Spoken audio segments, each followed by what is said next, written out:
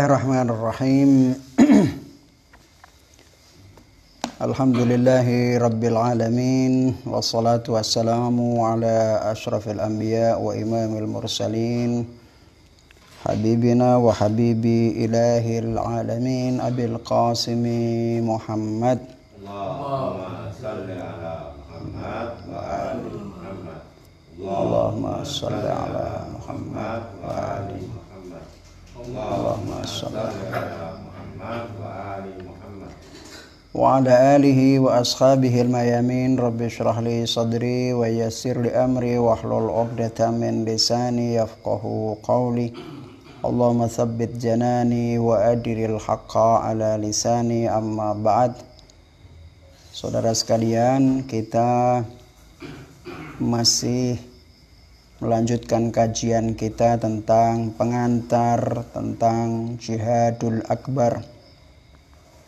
Seperti yang pertemuan pada malam atau minggu yang lalu, kita telah membahas tentang kekuatan al-ghadabiyah yang kita sebut dengan al-quwwatul ghadabiyah.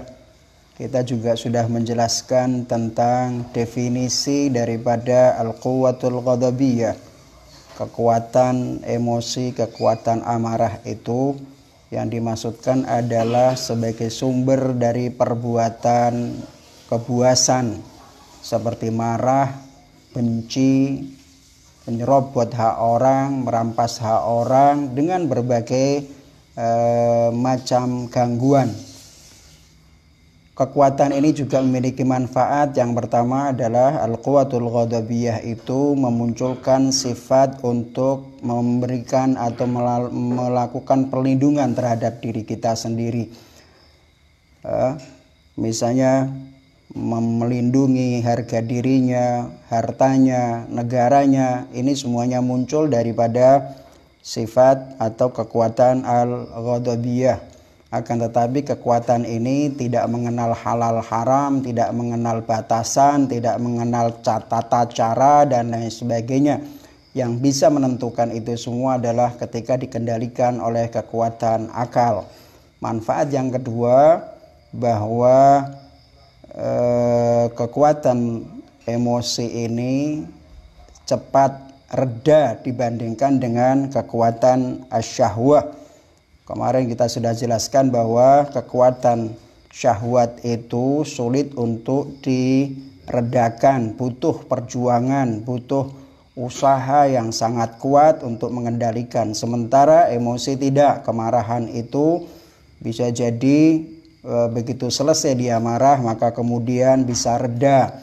Itu perbedaan dan salah satu manfaat daripada kekuatan al-ghadabiyah. Malam ini kita akan melanjutkan tentang al-quwwatul wahmiyah.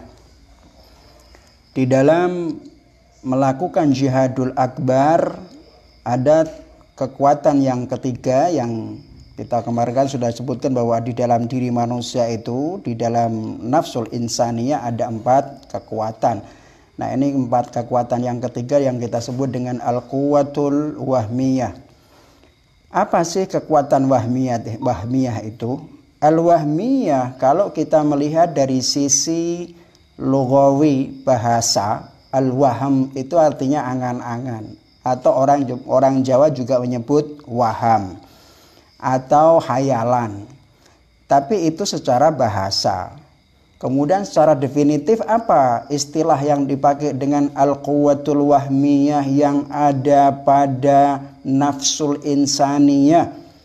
Itu apa? Di sini disebutkan menurut Said Kamal Khaidari, wahiyal quwwatul lati min sya'niha istimbat wujuhil makari wal khair. Beliau mengatakan, dan ini malah disampaikan oleh Syekh Muhammad An-Naraqi dalam kitabnya Jami'atus Sa'adat. Definisi daripada kekuatan al-wahmiyah yaitu kekuatan yang fungsinya menggali bentuk makar dan khayal. Khayal itu apa? Al-khayal atau al-khilah, rekayasa, tipu daya untuk mencapai pada tujuan-tujuan tertentu. Disebutkan wahiyal quwwatul lati min sya'niha istimbat wujuhil makari wal khair. Wa tawassul ilal aghrad bitalabbusi atau bitalbisi wal khada'. Jadi sebuah kekuatan yang berfungsi untuk menggali, menemukan cara tipu daya, tipu muslihat menuju pada tujuan yang dia ingin capai. Dengan cara apa? Dengan tipu muslihat, dengan tipu daya dan lain sebagainya. Itu yang dinamakan dengan al-quwatul wahmiyah. Fahiya min ahammi quwal insan, bal inna quwahul ukhra tahta sultani quwatil wahmiyah. Alama sanadkuruhu Sayyid al-Imam al-Khumaini Quddisa sirruh. Dia bilang, kata Imam Khumaini dalam buku Arba'una Haditsan itu, beliau mengatakan bahwa kekuatan wahmi ini justru dia menguasai semua kekuatan-kekuatan yang ada di dalam diri manusia. Nanti kita akan bahas dalam babnya nanti. Kita akan tahu seperti apa sih al-wahmiyah ini. Kemudian tugas daripada kekuatan al-wahmiyah ini apa? Wadifatuha inna wadifatal quwwatil wahmiyati wa amalaha wa kama huwa wadihun min ta'rifiha huwa istimbatu wujuhil makari wal khilati wat tawassuli ilal aghrad wa in istad'a dzalika talbisi wal khada' min ayyi tariqin kana muhallalan aw muharraman jaizan aw ghairi jaizin. Tugas daripada kekuatan al-wahmiyah ini sebenarnya berdasarkan pada definisinya yaitu cara mencari, menemukan bentuk-bentuk makar, tipu daya, muslihat untuk mencapai pada tujuan-tujuan tertentu. Apapun yang akan dilakukan, halal, haram, boleh, tidak ada itu. Ini namanya kekuatan wahmiyah. Saya ingin memberikan sebuah contoh. Ketika Anda berpikir melakukan sesuatu, namanya makar atau namanya yang digunakan al-wahmiyah. Al-wahmiyah itu adalah sebuah kekuatan ketika Anda menginginkan orang lain jatuh, maka Anda akan menggunakan berbagai cara menemukan pemikiran-pemikiran yang sedemikian dahsyat tanpa kau mikir apakah ini bertentangan dengan norma ataukah tidak. Yang penting lawan kita adalah jatuh.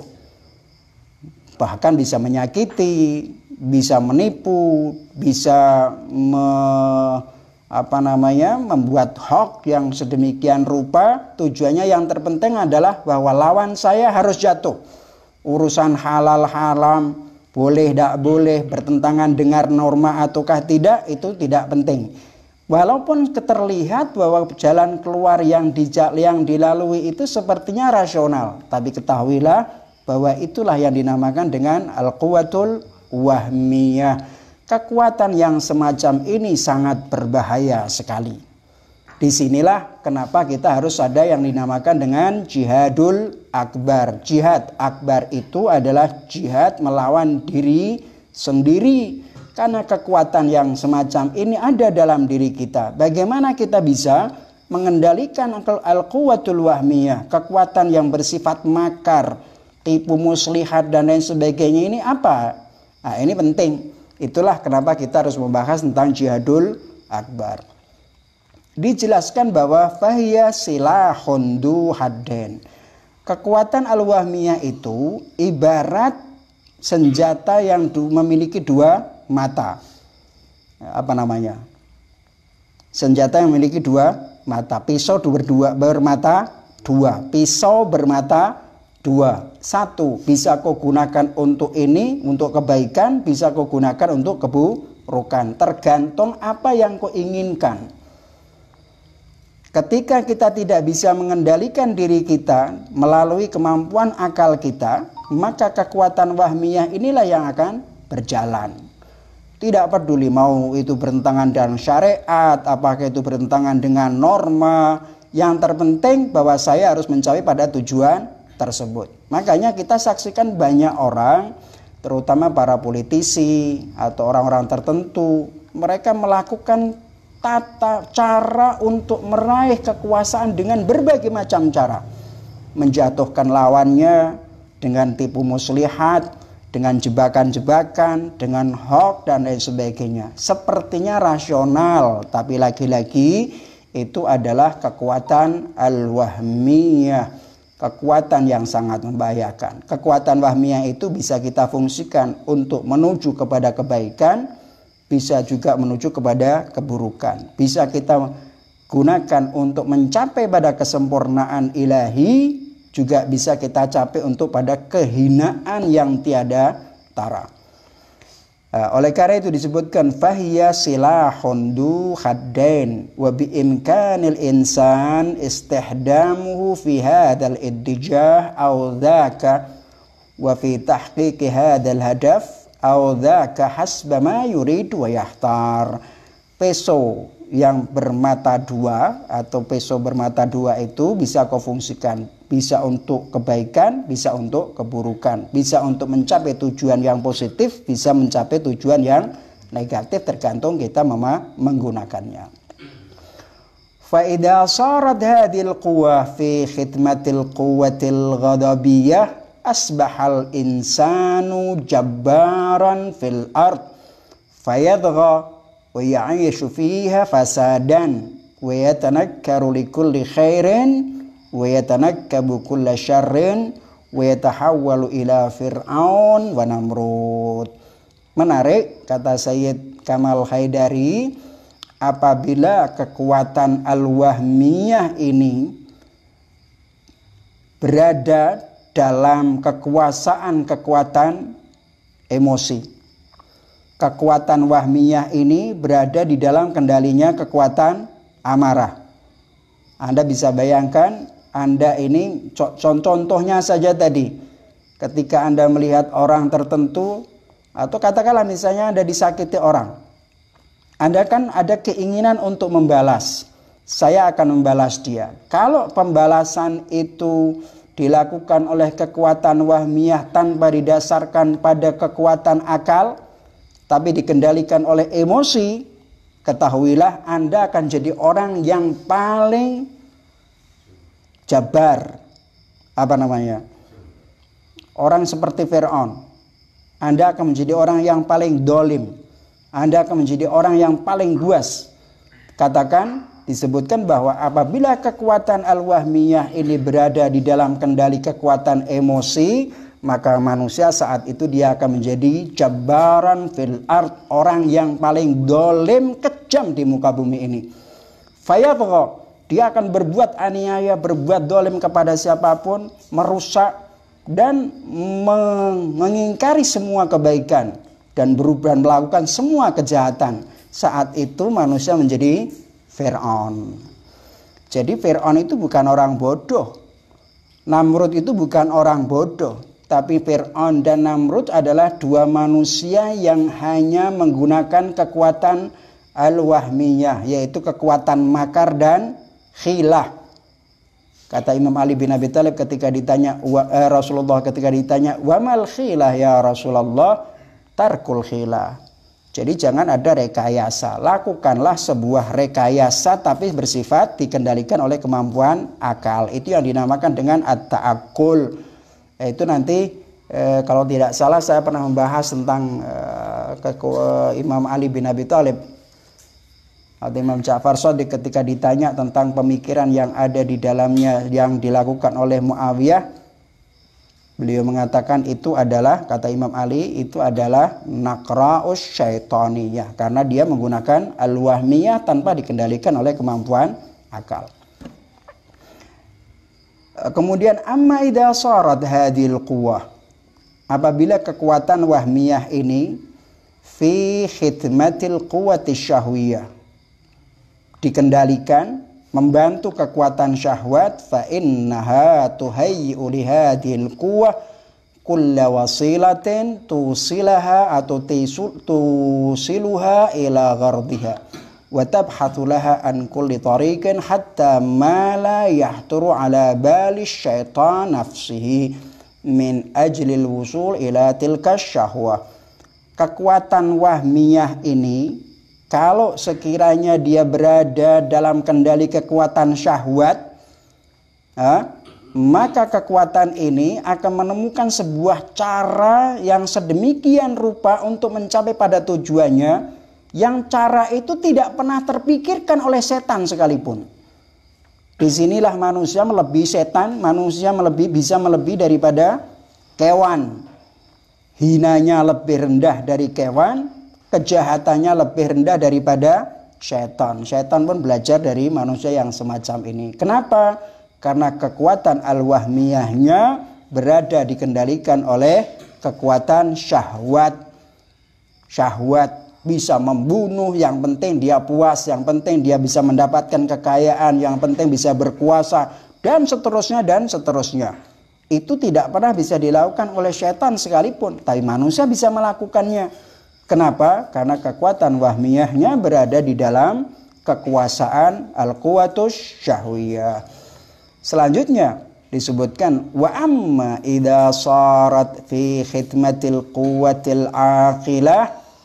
Adapun kalau kekuatan wahmiyah itu berada di dalam kendali al-quwwatul aqilah, kekuatan rasional, fa innaha sawfa tabhathu laha an turuqil wusul ilal qurbil ilahi wa subulir riqa fi darajatil kamal. Kalau sekiranya kekuatan wahmiyah yang sedemikian dahsyat itu dia berada dalam kendali kekuatan rasional, maka dia akan mencarikan jalan untuk menuju kepada Allah Subhanahu wa ta'ala. Orangnya akan menjadi orang yang bijak. Orangnya akan mencapai pada tingkat kesempurnaan ilahiyah. Dia tidak akan melakukan maksiat kepada Allah Subhanahu wa ta'ala karena semua kekuatannya dikontrol oleh kekuatan akal. Ini yang dinamakan dengan al-quwatul wahmiyah. Saya kira selesai sampai di sini, kita paham ya? Betul paham ya? Apa perlu diulangi enggak? Ala kulli hal, kalian paham atau tidak paham, yang beruntung kalian sendiri. Saya ingin menyampaikan sebuah pandangan seorang penulis. Saya pernah membaca sebuah buku yang ditulis oleh seorang dokter bedah, ahli bedah, namanya Alexis Carrel. Alexis Carrel itu dia seorang dokter ahli bedah. Dia pernah mendapatkan Nobel fisiologi karena kecerdasan yang dia miliki. Dia meninggal tahun, kalau tidak salah, tahun 1944. Dia menulis sebuah buku yang sudah diterjemahkan ke dalam bahasa Persia. Bukunya itu judulnya Insan Maujudi Noh Senohteh atau No Senohteh. Insan Maujudi No Senohteh. Artinya kira-kira begini: manusia adalah wujud yang tidak dikenal, wujud yang bersifat misteri. Nah, kenapa Alexis Carrel itu mengatakan demikian? Padahal dia adalah seorang dokter bedah, tentunya yang dipahami tentang manusia adalah dari sisi fisiologinya, dari sisi tubuhnya, dari sisi onderdil yang ada di dalam tubuh manusia. Tapi dia menyatakan bahwa manusia itu sebenarnya adalah makhluk yang aneh, makhluk yang sulit dipahami, makhluk yang tidak dipahami, tidak diketahui hakikatnya. Itu Alexis Carrel, seorang dokter bedah di Prancis yang dikenal sebagai, sampai sekarang pola pemikirannya, penemuannya dipakai sampai sekarang ini. Di dalam buku itu dia pernah berkata begini, bahwa situasi kehidupan atau kondisi hidup yang sulit bagi manusia itu sangat penting sekali, dengan tujuan untuk menemukan atau mengeluarkan potensi yang terbaik bagi pribadinya. Dokter ini sudah tidak lagi berbicara tentang fungsi organ, tapi dia berbicara tentang apa yang ditemukan di dalam tubuh manusia. Ada sebuah kekuatan ilahi. Dalam buku itu dia juga menceritakan tentang fungsi doa. Anda bisa bayangkan, fungsi doa. Bagaimana berdoa fungsinya. Bahkan dia mengatakan sebagian penyakit itu bisa disembuhkan karena doa. Munculnya sebuah keyakinan kepada Tuhan. Ini dokter, seorang ahli bedah, bukan ahli filsafat, bukan ahli ketuhanan, tapi dia seorang dokter bedah, mampu menemukan hal yang semacam ini. Artinya apa? Bahwa manusia ini adalah sesuatu yang sangat luar biasa di dalamnya. Jangankan manusia yang tidak mengenali, malaikat saja mengenali manusia kebingungan. Ketika Allah Subhanahu wa ta'ala menyuruh malaikat untuk bersujud kepada Adam, seluruh malaikat bersujud kepadanya. Kemudian kecuali iblis. Pertama iblis yang tidak paham tentang manusia. Dia bilang, kenapa engkau tidak bersujud kepada Adam? Kata iblis, kau ciptakan aku dari api dan kau ciptakan khalaqtani min narin wa khalaqtahu min tin, atau sebaliknya. Kau ciptakan aku dari api dan kau ciptakan dia dari tanah. Mana mungkin aku bisa bersujud? Iblis salah memahami Adam alaihissalatu wassalam, dikarenakan ia hanya melihat dari sisi faktor ciptaannya saja yang berupa materi. Sementara malaikat salah dalam memandang manusia ketika mengatakan inni khaliqun fil ardi khalifah. Kata Allah, saya akan menciptakan khalifah di muka bumi ini. Malaikat protes, ataj'alu fiha man yufsidu fiha wa yufsikud dima. Apakah engkau akan menciptakan khalifah di muka bumi, orang yang akan merusak, akan membunuh, mengalirkan darah, sementara kami adalah bertasbih kepadamu, mensucikan kepadamu. Malaikat salah melihat Adam karena malaikat hanya melihat manusia dari sisi hayawaniyahnya saja. Karena manusia melihat dari sisi al-quwatul asyahwiyah wal quwatul ghadabiyah. Sementara iblis melihat manusia dari sisi penciptaannya saja. Padahal Allah Subhanahu wa ta'ala menciptakan manusia dari dua unsur, ciptaan yang bersifat materi dan penciptaan yang bersifat non materi. Dari awal sudah kita bahas itu. Yang kedua, malaikat salah karena dia melihat manusia hanya dari sisi kekuatan al-quwatul syahwiyah wal ghadabiyah. Tidak lebih daripada itu. Sementara kita katakan bahwa manusia itu, dalam diri manusia ada 4 kekuatan. Al-quwatul syahwiyah, al-quwatul ghadabiyah, al-quwatul wahmiyah, dan yang terakhir adalah al-quwatul aqilah. Inilah yang bisa menciptakan manusia lebih daripada malaikat. Lebih daripada malaikat. Tingkatan yang tidak pernah bisa dicapai oleh malaikat akan dicapai oleh manusia.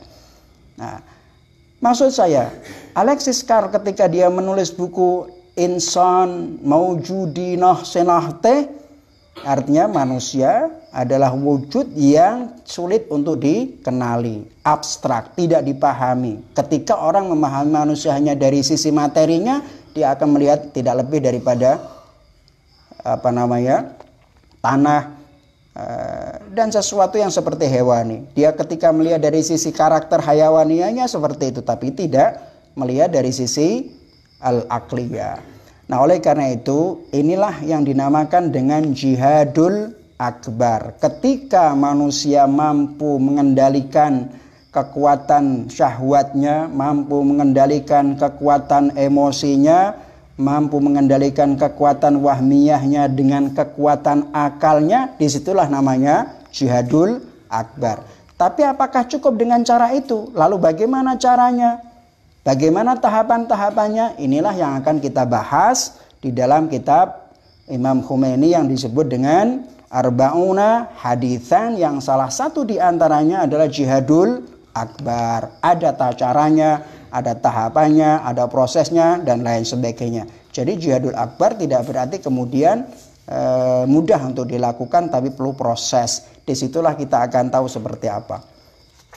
Saya ingin menambah satu bab lagi, yaitu yang terakhir, yang kita sebut dengan al-quwatul aqilah. Apa sih kekuatan rasional itu? Kekuatan yang berpikir, kekuatan yang bisa berpikir. Apa sih yang dimaksudkan itu?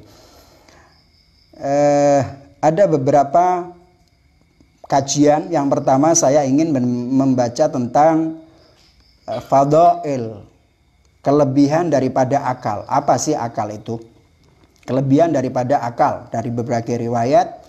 Insya Allah nanti pada pertemuan yang akan datang kita akan bahas tentang kekuatan akal itu apa.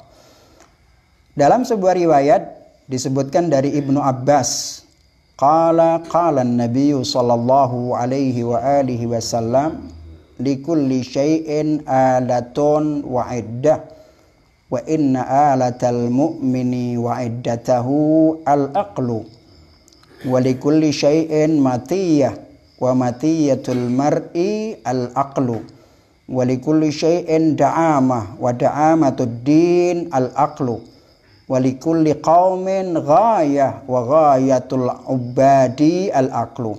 Rasulullah Shallallahu Alaihi Wasallam dalam hadis ini beliau mengatakan bahwa segala sesuatu itu harus ada alatnya, ada edah persiapan alat untuk segala sesuatu itu harus ada alat untuk mendapatkan sesuatu yang lain.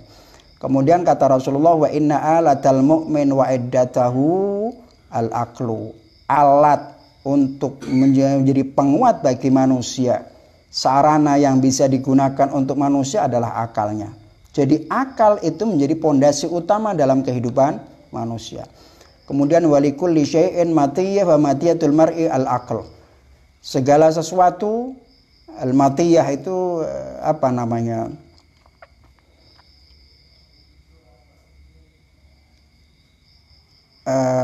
ala kulli hal artinya bahwa semua kemampuan yang ada pada manusia adalah akalnya. Kemudian segala sesuatu itu ada da'amah. Da'amah itu artinya kekuatan, penopang, dan kekuatan agama, penopang agama itu adalah al-aql. Di sini kita menemukan banyak riwayat, misalnya Rasulullah Shallallahu Alaihi Wasallam berbicara tentang agama itu adalah al-aql. Inna din huwal aql. Agama itu adalah akal, yaitu orang yang berpikir memiliki kemampuan rasional, itulah agama. Karena Allah Subhanahu wa taala menurunkan agama itu pasti disesuaikan dengan fitrah manusia dan didukung oleh kemampuan akal manusia. Walikulli qaumin ghayah, setiap kaum itu ada tujuan, ada puncaknya. Maka puncaknya orang yang beribadah kepada Allah al-ubad al-aqlu. Orang menyembah kepada Allah juga harus menggunakan cara-cara yang bersifat rasional. Kalaupun kemudian syariat menentukan sesuatu yang kita sendiri tidak mampu memahaminya, bukan berarti karena tidak rasional. Kitanya yang tidak mampu memahami hukum tersebut. Tapi bahwa segala sesuatu itu berasal daripada kemampuan akal. Di sini saya ingin menyinggung tentang hal yang sedikit sekali yang berbeda. Sebagian orang mengatakan baik dan buruk itu tergantung syariat. Sementara kita mengatakan bahwa baik dan buruk itu tergantung akal. Contohnya bahwa baik dan buruk itu adalah akal-aklian bukan karena syar'ian. Misalnya mencuri. Mencuri itu baik atau buruk? Baik atau buruk? Mencuri adalah buruk. Kalian mengatakan mencuri itu buruk dikarenakan berdasarkan syariat karena kau seorang muslim, ataukah berdasarkan kemampuan akal, hukum akal yang Anda miliki? Orang non muslim yang tidak kenal syariatnya Allah Ta'ala mengatakan bahwa mencuri itu buruk atau baik? Buruk atau baik? Buruk. Apa yang menjadikan dasar bahwa non-muslim yang tidak kenal agama Allah, yang tidak kenal syariatnya Allah, tiba-tiba mengatakan mencuri itu buruk? Yang dijadikan standarnya apa? Akalnya, bukan syariatnya. Akal itu mengatakan bahwa mencuri adalah buruk. Kau beragama atau tidak beragama, kenal Tuhan atau tidak kenal Tuhan, tetap mengatakan mencuri itu adalah buruk. Kenapa? Karena itu merugikan orang lain. Kenal agama atau tidak kenal agama, kenal Tuhan ataupun tidak Tuhan, berarti standar baik dan buruk itu bukan syariat. Tapi kemudian baik dan buruknya sesuatu itu adalah akal. Tapi karena akal manusia sangat terbatas, maka turunlah wahyu Turunlah syariat untuk membimbing akal menuju pada kesempurnaan yang lebih sempurna. Keadilan. Keadilan itu baik atau buruk? Baik. Yang muslim mengatakan baik, yang non muslim juga mengatakan baik. Orang yang kenal agama Allah mengatakan bahwa keadilan itu baik. Orang yang mengenal Tuhan, tidak mengenal syariat juga mengatakan keadilan adalah baik. Apa yang mengatakan dia baik itu? Akalnya. Hukum akal mengatakan keadilan adalah tidak merampas hak orang lain, tidak mengambil hak orang lain, memberikan hak kepada orang yang berhak. Ini namanya keadilan. Hukum akal mengatakan ini baik. Oleh karena itu al-qubhu wasyarru aqliyan. Kita gunakan kalimat aqliyan, la syar'iyan.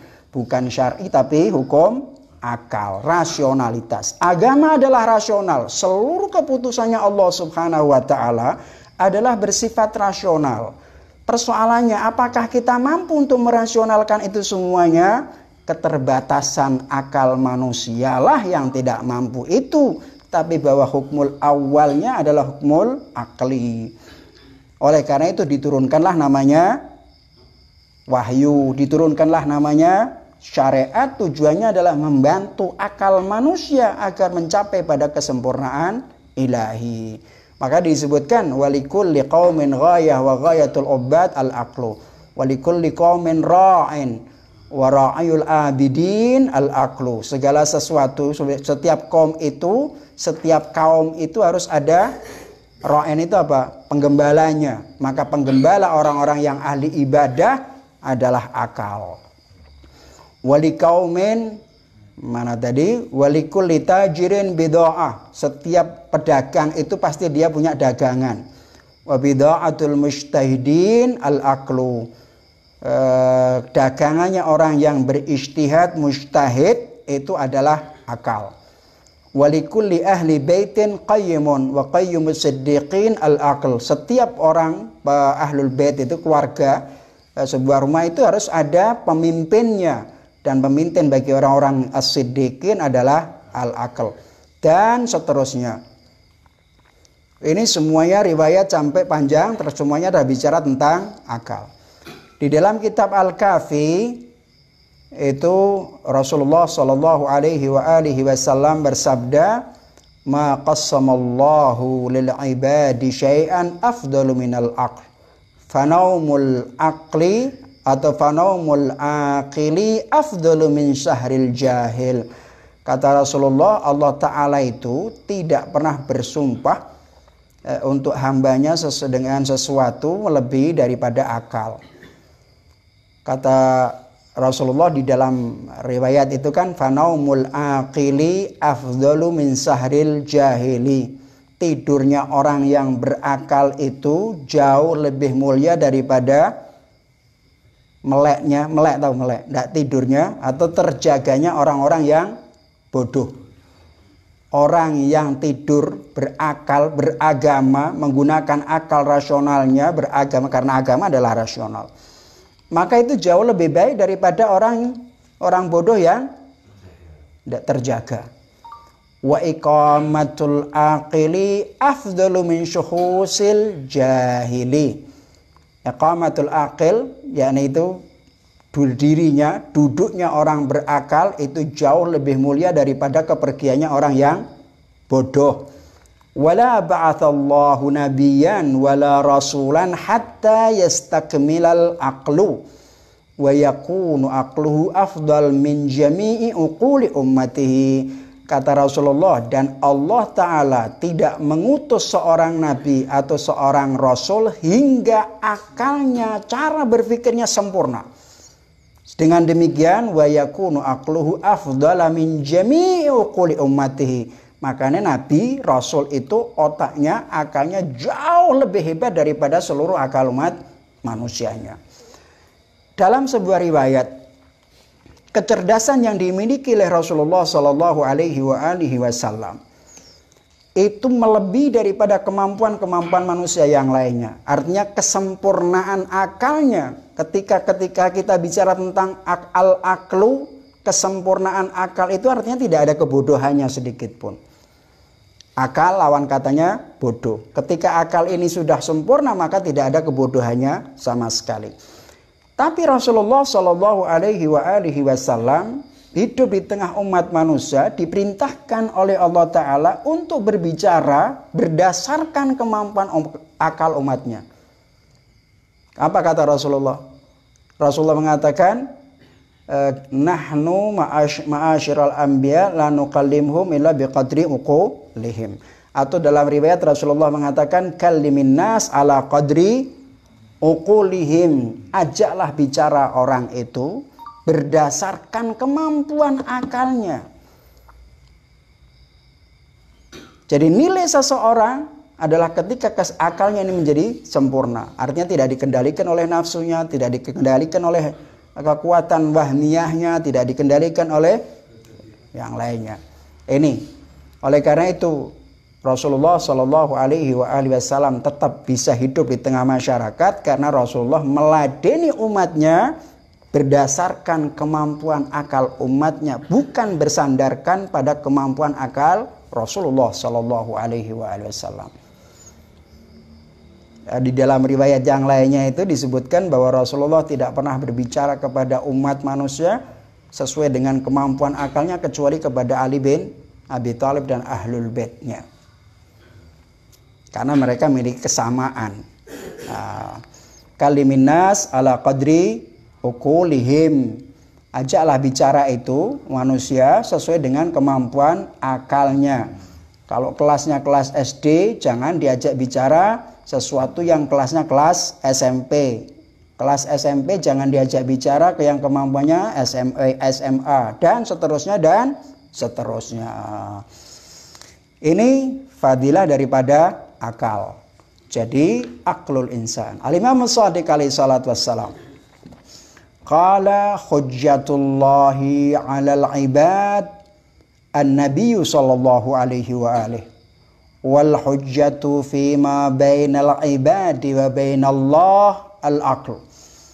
Al-Imam Ja'far Shadiq alaihi salatu wassalam, beliau mengatakan hujjah Allah atas hamba-hambanya adalah Nabi. Jadi keberadaan Nabi Muhammad Shallallahu Alaihi Wasallam di tengah-tengah umat itu adalah hujjahnya Allah Subhanahu wa Ta'ala. Wal hujjatu fi ma bainal ibadi wa bainallah al-aqlu. Hujjah antara hamba dengan Allah Subhanahu wa Ta'ala adalah al-aql, rasionalitas dan sebagainya. Kalau sekiranya bukan karena akal, maka Allah tidak akan menurunkan wahyu. Allah tidak akan menurunkan nabi dan lain sebagainya.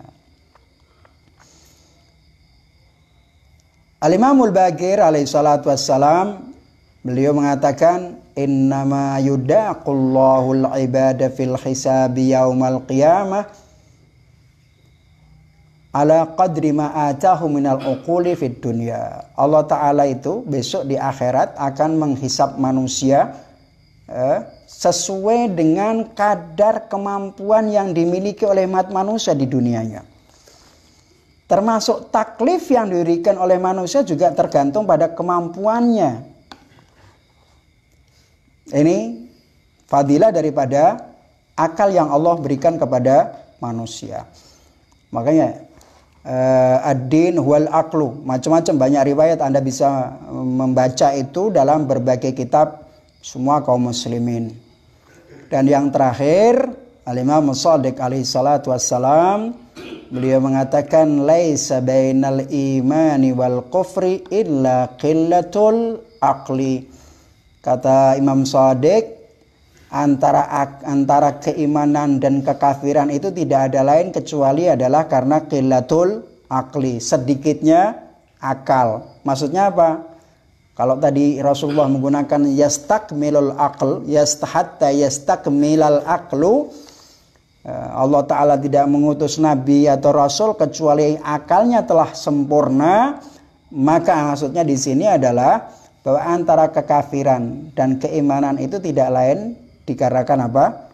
Karena akalnya yang tidak sempurna. Qila wa kaifa dzalika ya ibn Rasulillah. Ditanya Imam Ja'far Shadiq, kok bisa begitu seperti lalu bagaimana itu? Kata Imam Ja'far Shadiq, innal abda yarfa'u raghbatahu ila makhluqin. Falau akhlasa niyatahu lillahi la atahu alladhi yuridu fi asra'i min dzalik. Kata Imam Ja'far Shadiq, yang dimaksud dengan qillatul aqli itu, dia memberikan contoh, innal abda, sesungguhnya seorang hamba itu cenderung yarfa' raghbatahu ilal makhluk. Dia mengeluh, memohon kepada makhluknya, kepada makhluk Allah Subhanahu wa taala. Bahkan orang curhat kepada manusia itu kadang-kadang setulus sedemikian dahsyat. Kata Imam Ja'far Shadiq, falau akhlasa niyatahu lillah, kalau sekiranya hamba itu benar-benar tulus niatnya kepada Allah Subhanahu wa taala, la atahu alladhi yuridu fi asra'i min dzalik. Niscaya Allah Subhanahu wa taala akan memberikan apa yang diinginkan dalam waktu yang sangat singkat, sangat dekat dan sangat cepat. Jadi lagi-lagi keagamaan kita ini tergantung kemampuan akal kita. Seringkali kita ini beragama tidak lagi menggunakan rasionalitas. Seringkali kita ini bahkan Anda bisa bayangkan orang berakidah. Akidah itu kalau dalam fikih maklumlah, karena fikih itu sifatnya tidak semua orang menjadi mujtahid, bisa saja bertaklid dalam persoalan hukum. Tapi akidah orang tidak boleh taklid. Akidah itu adalah tanggung jawab kita. Kadar kita seperti apa keimanan kita tergantung pemahaman, ideologi dan keyakinan yang kita miliki. Kalau kita kemudian dalam akidah ini bertaklid, artinya kita telah menitipkan iman kita kepada orang lain. Mana mungkin kita bisa menjadi lebih kuat. Oleh karena itu disebut al-aqlu. Likulli syai'in da'amah wa da'amatud din al-aqlu. Akal lah yang menjadi standar itu. Semakin kita memahami, mengenal ma'rifatullah lebih dalam, semakin kita memahami tentang diri kita, maka saat itu kita akan semakin tinggi kemampuan kita dan pengetahuan kita tentang Allah Subhanahu wa taala. Disinilah kenapa rahasia Rasulullah mengatakan bahwa man arafa nafsah arafa rabbah, orang yang mengenal dirinya maka dia mengenal Allah Subhanahu wa taala. Maksudnya nafsah di sini apa? Apakah nafsul insaniyah saja atau sekedar semua keseluruhan manusia? Kita akan membahas dalam waktu-waktu yang akan datang. Tapi setidaknya bahwa kita ini harus memahami, karena Allah Ta'ala mengatakan wa fi anfusikum afala tubsirun. Pemahaman itu tentang tauhid akidah itu ada dua, yang disebut satu dengan nidham al-afaqiyah dan yang kedua adalah nidham al-anfusiyah. Al-afaqiyah melalui ciptaan Allah yang ada di alam semesta, dan yang kedua adalah makrifat Allah melalui an-nidham al-anfusiyah yang ada di dalam diri kita ini sendiri. Sungguh tepat ketika Alexis Carrel mengatakan insan maujudina senah teh, manusia adalah sebuah wujud yang misterius, yang sulit untuk dikenal. Oleh karenanya Rasulullah juga mengatakan man arafa nafsah arafa rabbah. Wallahu a'lam bishawab. Alhamdulillahirabbil alamin wa sallallahu ala Muhammadin wa alihi thahir.